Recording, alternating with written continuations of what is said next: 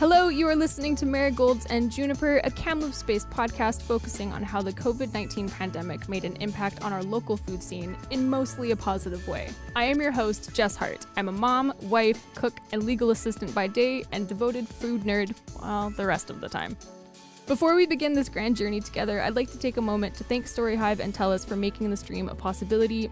Marigolds and Juniper is one of 16 StoryHive funded projects from their 2020 podcast pitch, which is like next level crazy and so exciting.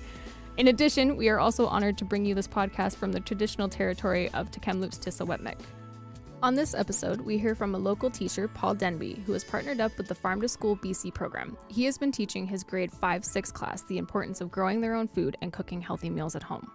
I really hope you enjoy this episode. So to begin, can you please introduce yourself and tell the listeners what you do in Kamloops? Well, my name is Paul Denby. I am a teacher here in Kamloops at Arthur Hatton Elementary School in the North Shore. And I teach grade 5-6, and I think I've been there for 5 years now at the school. That's awesome. You also coach basketball? I did. I coached a lot over at Westside with Ryan Porter and Sean Garvey over there in their program, and that was about a 7-year run, and that kind of fizzled out. Everybody got a little bit tired. I needed a break. Right. And so now I'm running things at Arthur Hatton with the little guys. Cool. And getting back into it that way. That's really fun. So in addition to being a teacher, you also have a family and you're a coach, but you also run a microgreen business out of your classroom and manage it's pretty substantial sized garden out front as well, right? Yeah, it's got to be. It's a good size now. It was pretty small when we had to fight and scratch to get it started. Right. The microgreen program has been a lot of fun. We started that up in Logan Lake. That was a brainchild of Vesimo Chicas in School District 73, and from there we realized, through a couple introductions that maybe we could sell these to restaurants. Our relationship with Chef David at Terra was massive for us. Just being able to say we sell to Terra every week. So that's been really cool as an opportunity to bring money into our classroom and use it to sort of further the programs that we have in place. And money's not exactly easy to come by at the elementary level. Right. So it's been really nice to have sort of a steady weekly, monthly income coming in. That's really cool. And also the kids are learning how to grow all of these things. And then are they involved in like the business model as well? No, we haven't gone down that road as far as we haven't advertised, we haven't marketed, we haven't done any of that stuff. We almost don't want it to get too big. We like where it is. We like having our TRU culinary program that we deal with. We deal with Terra when it was running. Art We Are has been amazing for us. So those little sort of small local places we like going with. I'm sure we could expand, but it might be too much to handle kind of thing. So we like where it is. Yeah. The kids do all the work. They do all the harvesting and the growing and the maintaining of the microgreens from week to week, except in the summer. Luckily, I get to do that all by myself. Involve my family in that. But you reap what you sow kind of thing. Yeah. At Christmas time, it's not exactly my favorite thing to do for 2 weeks, but understandable. Well, they have such a quick grow rate too. What was your inspiration in teaching kids the importance of growing food and learning how to cook it? That's a great question. My mom growing up, Doukhobor mom growing up, she was big on we had a huge garden. I don't think I ever had a cookie from a box in my life. Like nice. Everything was made from scratch. And so I don't think I appreciated it very much until I left for university and I was making bean and cheese burritos every night. And I'm like, man, this kind of sucks. Like I had it pretty good back home. And so coming back to Kamloops after being down on the coast, going to school and doing 5 years down there, I think I started tapping into my passions as far as what I wanted to teach. And as soon as I tapped into my passions in the classroom, it made me enjoy teaching so much more. Cool. Rather than just teaching simply to the curriculum, teaching my passions and finding ways to make those fit the curriculum made it so much more enjoyable. And I think the kids recognize that they see that passion and it makes them appreciate things a little bit more that way. And it seems more honest and more real to them. That's a really interesting way to put it. Honest and real. Yeah, authentic, I guess, is probably the word that is most often used. And we've found, me and my teaching partners over the years have found that the more authentic you are, the easier it is to get kids to buy in and believe in what you're trying to. I mean, in a way, we are selling them, right? We're selling them on concepts and philosophies and a way of thinking and a way of acting as a human. So if we're authentic in the way that we're doing things, I think it's a lot easier to get them to buy in, and they buy in a lot more quickly that way. Cool. That's a great perspective. Holy smokes. Why do you think it's important for kids to take these skills, like learning how to garden and learning how to cook?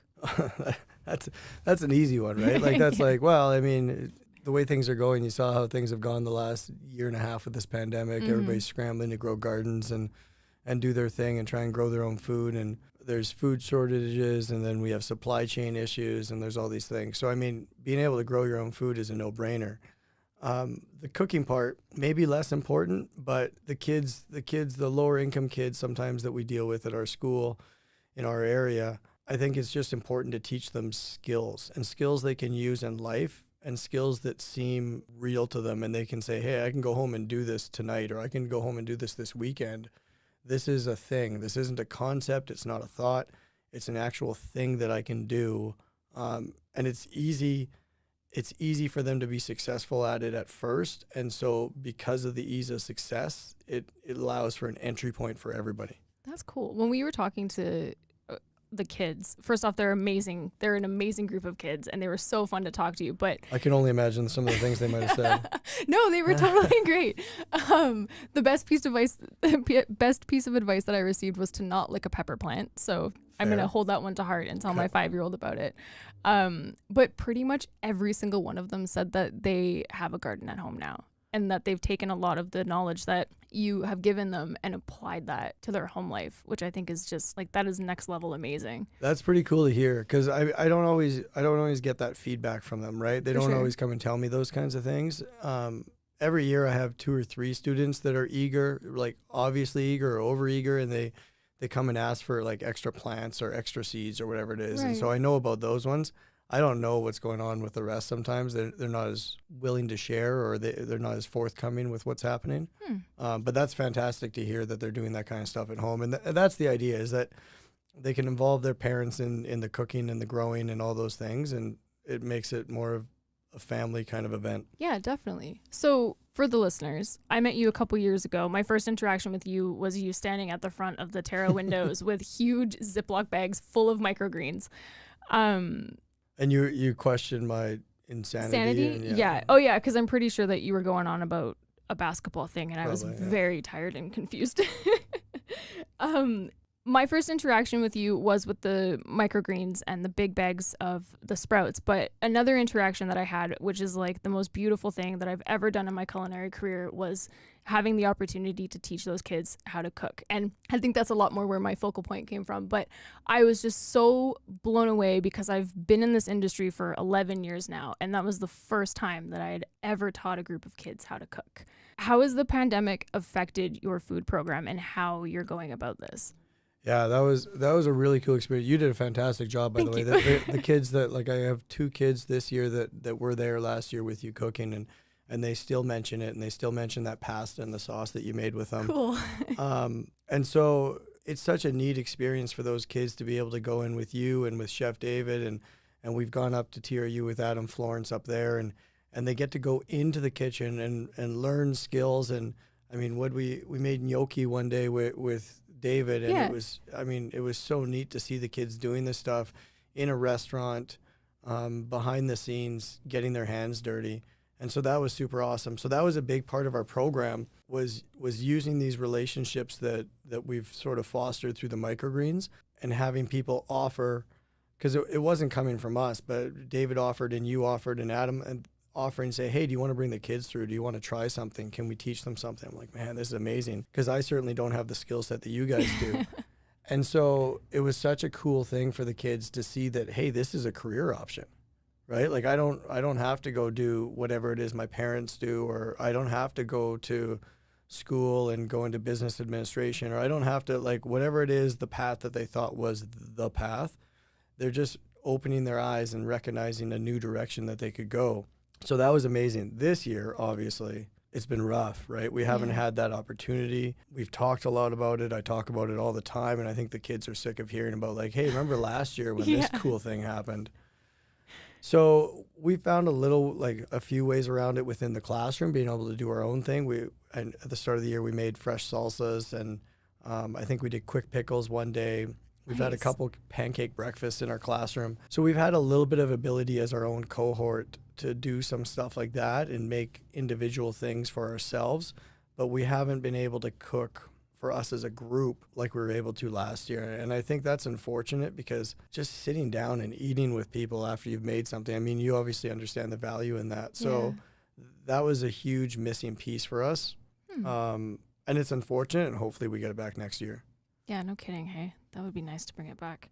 Switching over to the garden that you have, can you tell me about the Farm to School program? It's been amazing. Addie, Addie DeCondole, Yeah. she's been fantastic in her role there, starting that. And it's basically a grant program. So you apply for a grant. I think the startup grants are $3,000 or $3,500 or something like that. But you have to go with them with a plan, obviously, of what you're going to do at the school. And so the way we got in originally at Logan Lake was through the microgreen. The plan was for the microgreen program. Wow. And then, unfortunately, I left there after like the first year of doing it. And at Arthur Hatton, some money got somebody else's grant fell through, and we ended up getting the startup, the $3,000 or something like that, to start there. And that allowed us to put the boxes in, the first 3 or 4 garden boxes, like 8x4 foot garden boxes. And that was really cool. It was kind of like a test run to make sure they work. Maintenance isn't happy because they've seen them fail over and over and over again. Right. So it was a test run for us to say, no, seriously, this is going to go. This is a good spot to have it. There won't be vandalism. There won't be issues with people stealing stuff. We won't have any of the problems that you're suggesting. It's not going to grow and be all weeds over the summer. That's not going to happen. And it was a lot of work the first couple of years by myself and, the vice principal, Roy Stiles, that was there. We're going every day to water by hand. So you're there, every day throughout the summer, which is a lot. But we knew we had to do that to make it successful. And so that Farm to School program, without it, we wouldn't have got started. And then after that, we got a little bit lucky with the way things sort of turned out for us. But the Farm to School program was huge. And the idea is the same, just getting kids growing stuff and then hopefully eating it or using it or benefiting from it in some way. Yeah, definitely creating like a sustainable circle of life there. So are you still involved with the Farm to School program? Technically, I think we're always tied to it. Okay. Because of that initial startup grant. We could always go back and do a follow-up, I think a top-up grant kind of thing. That I don't know if it's $500 or $1,000. Okay. So if we ever need funds in the future, I think we could go back and try and get those. But it's still the relationships, right? Like that's the longer I'm in this game, in the school district, with trying to get things done that are non-traditional, I guess, in the school district, the more I'm realizing how important the relationships are. And if you have relationships with good people, you can get things done. And you can probably get around corners that you wouldn't have been able to otherwise. And you could probably get people to give you a break where they wouldn't have otherwise, in order to set up programs because they believe in it and they think it's the right thing to do. Yeah, a matter of making, and that's a substantial change. There's a lot to be had there. So you talked about the grant and how the individual has to have like a solid plan in order to put it in place. What does it take to bring this program to other schools? Like, is this a fully accessible thing that any school in the district of 73 can access? Yes, or are there? Yes. Absolutely. I see no reason why every school in our district can't have this. No kidding, right? Hey? And not necessarily at the same scale that we're doing it. But what we tried to do was implement a model that is sustainable whether I'm there or I'm not there. And I think we're really close to that point right now. And I think because of the irrigation that we have in place, which means I don't have to be there every day in the summer, I can go twice a week and check on things. Nice. I think it's fully sustainable whether I walk away in the next few years or whether I'm there for another 20 years. Right. So any school in the district can absolutely access it. It's just that it's going to look different everywhere, right? Like there's not necessarily going to be a microgreen component to it. There's not necessarily going to be such a large scale garden. The composting seems like a no-brainer to me. I'm not sure why we're all not composting at this point at every school. The amount of waste that we're reducing is insane. So that kind of stuff I think is super easy. and a direction to go. But you have to have, unfortunately, to get started, you have to have people that are passionate and that really believe in it. And then you also have to have administrators, principals that really believe in the person and really believe in the program. And I was lucky to have my principal's been amazing. Yeah. Unfortunately, she's leaving. Oh, no. So if you want to start it somewhere, go start at Marion Schilling next year. But Deb Piggin's been absolutely fantastic and super supportive. And so when you have those people above you in those positions that believe in the stuff that you're trying to sell them on, it makes it a lot easier. And if you have somebody that doesn't believe, it's going to be really tough to get things done. Yeah. And that's the same in any workplace. Yeah, absolutely. So you had a lot of support, but a little bit of backlash with consideration of it not being a traditional curriculum. Did parents get to weigh in on anything like that? No, we didn't go to the parents. I think it's tough. It's funny. I was thinking about coming here and talking to you today the other day, and I'm sure you sent me questions and I didn't look at anything. It's okay. But one thing I was thinking about is it's kind of funny how people's perspective of you evolves. So I arrived at Arthur Hatton 5 years ago, and I'm the basketball guy. Right. Because I want to get a basketball program started. There was no sports there the previous 2 or 3 years. Wow. So I'm like, this is crazy. How do we have no sports in elementary school? That's not right. And so for the first at least year, I was known as the basketball guy.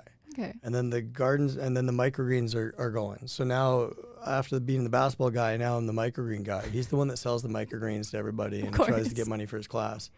And then once the garden gets started, now I'm the garden guy. So it's just funny how people's perspective. And then I think at one point I was the math guy. The math guy? Yeah, because I'm super passionate about math. And then I was the growth mindset guy because I really believe in growth mindset. So it's funny, like people's perspective of you changes what they think you're good at. So I think from the outside, unfortunately, if you're a parent and you're not in the classroom, you could think, well, Mr. Denby's class, they play in the garden all day and they don't do stuff. Right. Or Mr. Denby's class, they do woodwork all day and they don't really actually do work. Right. And from the outside, I absolutely understand how that perspective could happen. But until you're in there and you see how hard the kids are working, Absolutely. From 8:30 in the morning to 2:30 in the afternoon, you really have no idea. But I also get it because from the outside, we all look at other teachers' classrooms and we go like, what do they do in there? We know they're good at this thing, but what about the other things? And so we don't know. We're not in each other's room. So it's kind of one of those weird professions where you don't really understand what goes on in other people's classrooms, unfortunately. We don't get into each other's classrooms enough. And the parents are almost never in our classrooms, and they certainly haven't been even allowed to be in our buildings over the last year. So that's been really strange. My son started kindergarten this year, and I stepped foot in the school one time. Yeah. And it's been a really separate, I don't feel connected to the school. It's hard to really be engaged and actively involved as much as I try to be. But yeah, it's a really odd dynamic to not have access to that. Because usually you would go in and you get to see where your kid's hanging out, and it's almost like a comfort thing for the parents to be like, okay, they're safe. They've got this room and a chair over there, and that's where they hang out all day. But at this point with the pandemic, it's kind of like blind faith in the teachers. Like, okay, buddy, see you later. And every time, and as a teacher, and I'm sure it's the same in the restaurant business as you've been in. Every time you go to a new school or a new restaurant, you have to prove yourself all over again. 100%. Nobody cares about what you did at the last school. Yeah. All those parents and admin that believed in you at the last school, they're not there. So now you have to go in and sell yourself to this new bunch of parents and new bunch of kids and really make your footprint.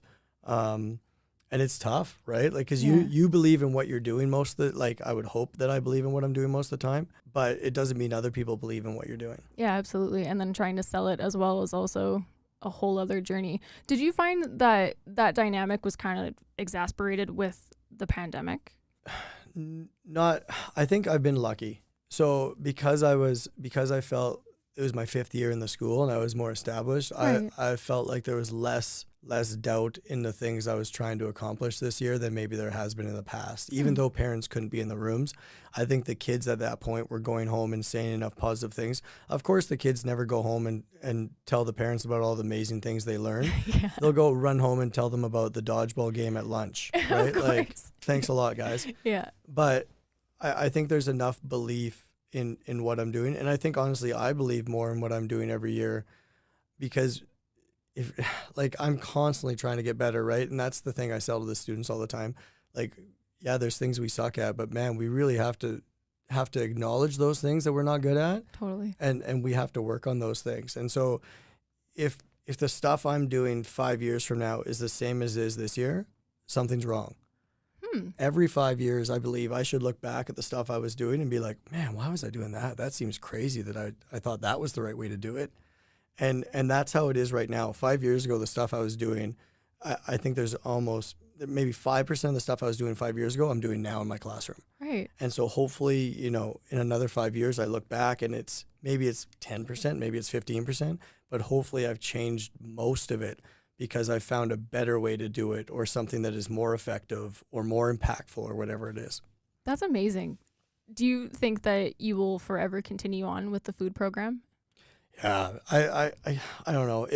If I end up somewhere that you got to get people to buy in. It's so hard. It's so hard I don't know if it's us teachers sometimes that we're so stubborn. I know I'm insanely stubborn.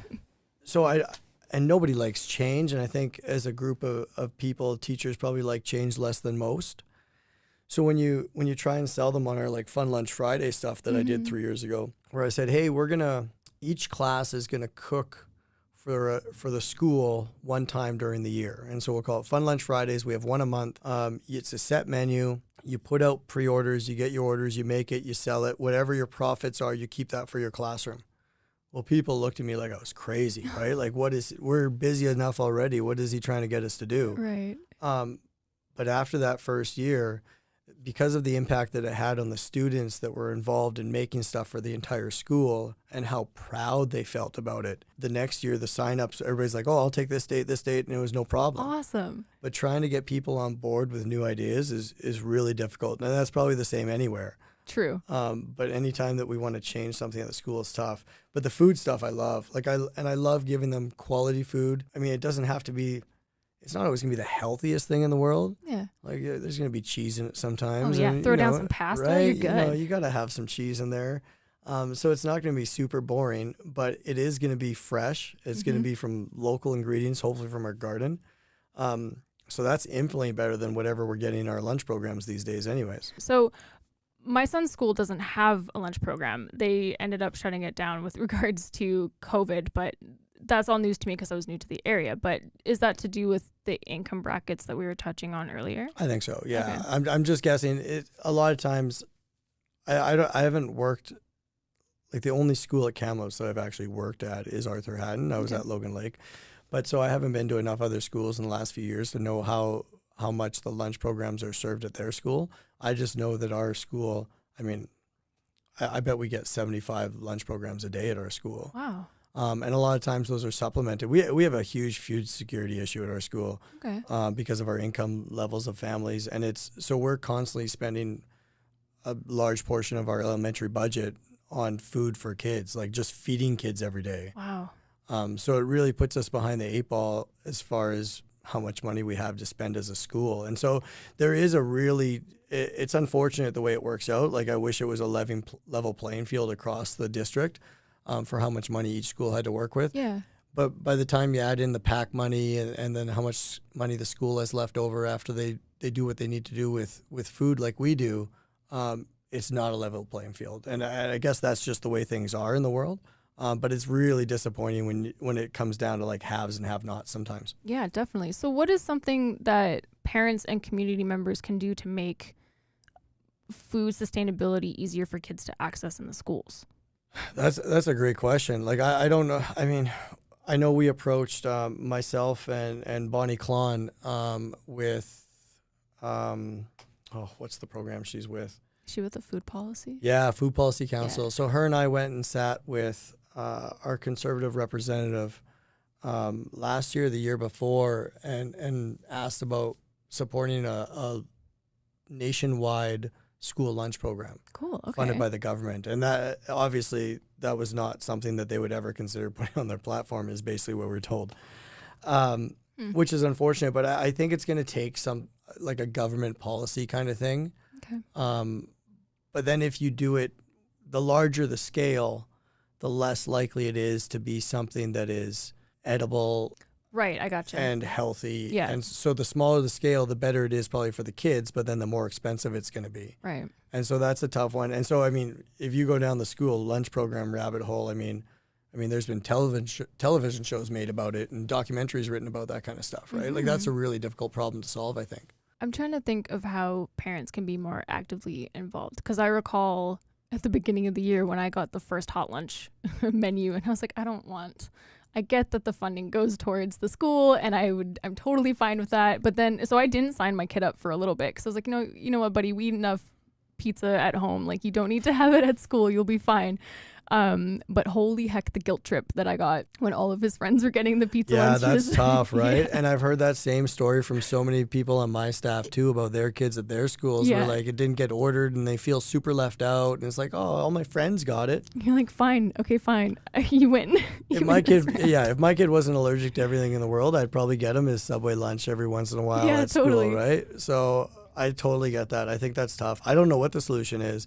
And like I said, I don't fault the PACs at all for running those. Oh, like, totally. I totally understand it. It'd be nice if there was some way that we could do, like, and that was our Fun Lunch Friday sort of workaround. And the problem was we actually were eating into the PAC's profits a lot. Oh, because okay. we would run those once a month, and because of all the buy-in we would get with the healthy meals we were creating, they would actually get less students ordering their hot lunches like you're talking about. Ah, yeah. Right? Because if parents aren't going to order necessarily both each month, and so a lot of times they were picking the Fun Lunch Friday one. And so that was a bit, I mean, you could call it an issue, but that was a bit of an issue from the PAC's perspective at our school. So I have no idea what the solution is. There's a lot of moving parts in trying to get these kids just some healthy food. Yeah, and I think a lot of it comes down to education. I think, and that's one of the reasons that we're doing what we're doing in our classroom, in our school, is because if the kids have the knowledge, sometimes they can guilt the parents enough into buying into what they're trying to sell as well. Totally. So I hear a lot of that where the kids are saying like, oh, I told my mom to stop sending me this every day in your lunch. I'm like, well, you better not have said that was for Mr. Denby. Like, I don't need that phone call. Throwing a wrench in the system, man. Yeah. So, but if you educate the kids, I think a lot of times I think parents, man, I get it. Like, I have one kid. I couldn't imagine having 2 or 3 or 4 and then trying to put together a lunch to send to school. Yeah. Like, are you kidding me? Like, that's insane. Of course, there's going to be a little yogurt tube and a juice box, and like that's going to happen, right? It's inevitable. So yeah. I totally get it, but I think education is really important. And when you show the kids how easy it is, I mean, why can't they make their own lunches? That's an interesting thought. Do you find that parents, just in general, not necessarily in out of your school, but do you find that parents are a lot more hands-on with teaching their kids about food and healthy habits, or do you think that we're going the opposite way? That's a great question too. Unfortunately, I think more and more things are falling on teachers to teach. Okay. So when I talk to my parents, they're both retired teachers from Kamloops.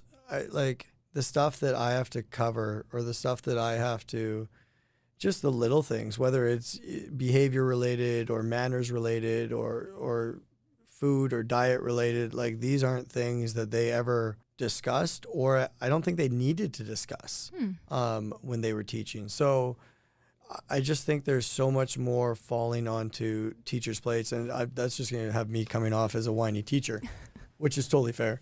But I just think, what did I say I said somebody, I don't think it was you. I might have been talking to somebody else. I think I'm more of a psychologist than a teacher most days. Really? And I'm not sure that's a bad thing, but that's, I mean, part of it's probably the philosophies that I teach in the classroom with reference to like growth mindset. And if you believe you can do something, as corny as it sounds, you can actually do it. Yeah. And just that constant daily improvement of being better at everything and being a better human every day and just going in that direction. But I think I honestly feel more like a psychologist than a teacher. And so you're trying to help kids manage themselves and their emotions and their thoughts more often than it feels like you're teaching them stuff, like right. standing and delivering teaching things. Interesting. It's such a complicated journey to teach a little being how to become a person. Yeah, and who's to say I'd probably one of the last people that should be doing it, right? Like, so I don't know, it's tough. And as a parent, you feel the same way. You're like, oh my God, like all I want in the world is not to screw you up. Yep. Right? Like that's literally it. And there's no guarantee whatsoever. No. And so every time you do something, every time you react to something at home, you're like, oh, that was probably the wrong way to do it. Yep. Like how much counseling is that going to cause my kid in 20 years? I don't know. And so it's tough, right? Like being a parent is super hard. People warned me, people told me, and I'm like, man, it's so much harder than I thought it was. That's crazy. Yeah, absolutely. Because all you do is second guess every little thing that you do. And so that's what teaching is too. Because you react to something and then you go home and you're like, oh man, I don't think that was the right way to do it. Interesting. So coming from a parent perspective, how did you find COVID impacted your day-to-day? From a parent perspective, yeah, it was awesome. Was it? It was awesome. Okay. I actually, if my wife hears this, she might disagree with me, but I thought it was getting to spend that much time with my son, who's 8 now, probably 7 at the time, I guess, was really cool. That doesn't mean we didn't have a couple yelling matches at each other. Naturally. But we'd do our school thing in the morning. You know, him and I would sit in the office and do our school thing, and we both work on our stuff, and I'd try and help him. So, I mean, I kind of got to teach him, which was really neat. Again, obviously frustrating at times, but it was really neat to have that opportunity and spend that much time. I've told everybody that would listen, like I was built for the pandemic. Like I would rather sit at home and garden. And, I'm so with you. Right? Like yeah. You mean I don't have to go out in public and like talk to strangers? That sounds amazing. Yes, please sign me up.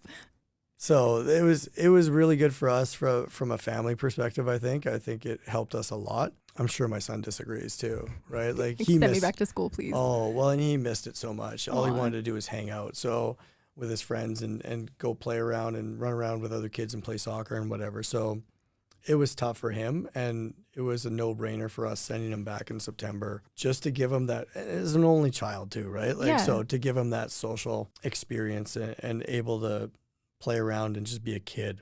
That I completely agree with you. It was the exact same situation for us. My husband's at home, and we got some great quality time with Ollie before he got to go to school. But it was the same situation. There was a bit of a debate of whether or not sending him to school was the right thing, because there was so much like devil's advocate, and you just don't know what's going on, and the uncertainty, which makes your hair just burn, like just gone. So it took us a lot of time, but that was the thing. Solo kid, he needs to go and hang out and learn how to be a person and have achieved some sort of normalcy in becoming a person in a school setting. Like, it was great. It was absolutely great. He's flourishing. It's been such a fun experience. I think that everybody's done an amazing job in the school district throughout all of Kamloops and navigating this and making sure that the kids are like happy and consistent. Masks are a total pain in the butt, I bet, with trying to get them to stay on, but otherwise, like, everybody has really just hit this in stride and just rolling and see what happens next, I guess. It's when you say that, I think you're right? Like, people have, I mean, as a society, I think everybody's handled the ups and downs, and I mean, more downs obviously than ups, right, of the last year and a half really well. And everybody's so exhausted right now, like, and I'm sure it's and not summer's just coming. it's not just a school thing, it's a everybody thing right now, but like teachers are exhausted and kids are exhausted and everybody's kind of done with each other right now. So we have a month and a half to hang on here, and hopefully we can do it. Oh, we can do it. We'll get there. I want to bring you back to the garden for a second, because when the pandemic had initially hit and the lockdowns were happening, naturally the schools had closed down as well, which left you to lead a lot of the garden projects. Around that time, you were probably planting your seeds and getting ready to get seedlings started. So how was the garden impacted from the pandemic and all of like the produce that you harvested? Yeah, so that was certainly disappointing. The timing of it was spring break, right, that we went off. And so I had 100 plants or so seeded, and they ended up in my basement under lights, and then they got too big, and it was so it was a lot to handle at home. The happiest I was when they finally went in the ground at school and at home, and I didn't have so many things all over the place. So that part was mildly annoying. The school part, I think I was like Monday, Tuesday, we were at school with kids in my classroom, and I'd have like 5 kids a day or something after spring break or whenever we went back. And so those 5 kids got a lot of time out in the garden working on stuff. And that was actually helpful because it was less people to manage. So it made it easier. I mean, if I only had 5 kids in my class all the time, everything would get done a lot faster. Yeah. Right? And there'd be way less problems, way less mistakes and all that kind of stuff.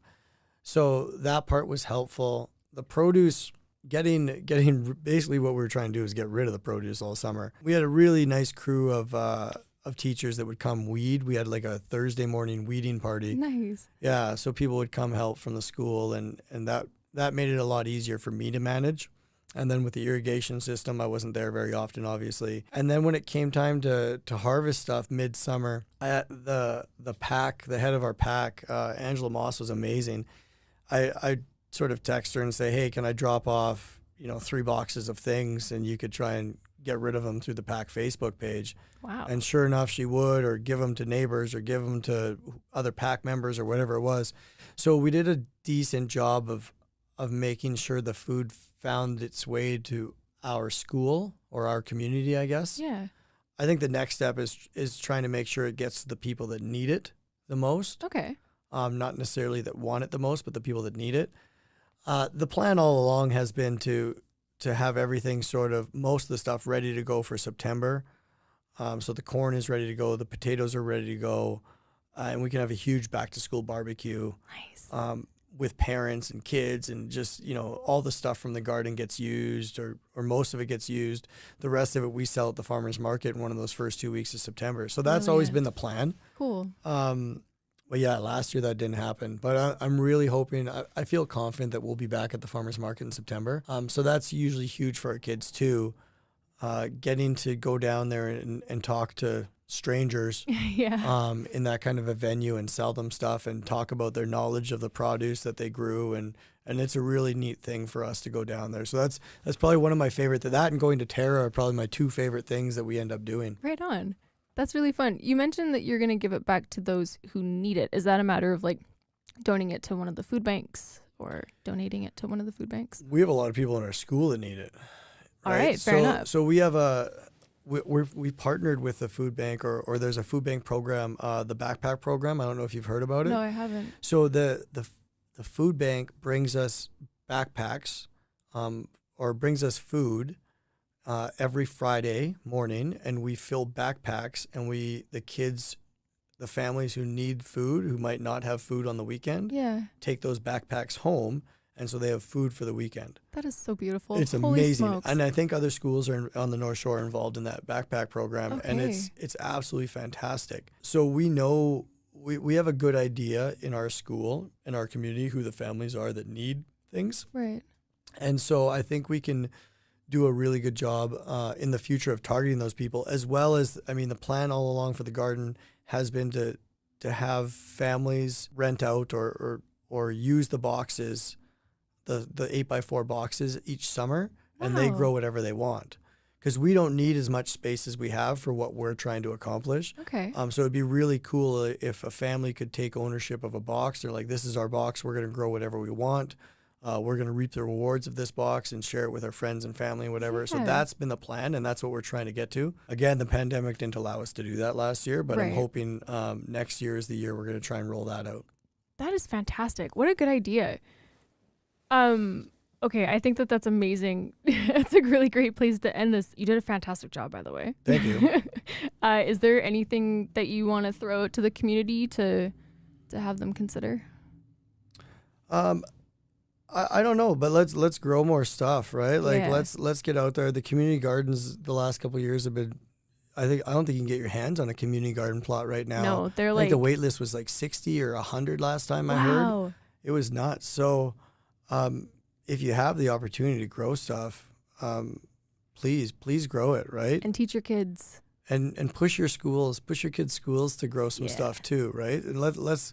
There's no reason there can't be a garden at every school in Kamloops. And it doesn't have to be huge, but there's no reason that the kids can't get their hands dirty regardless of climate, it doesn't matter if you're in Juniper or Aberdeen or Dufferin. Like, I know it's a different climate.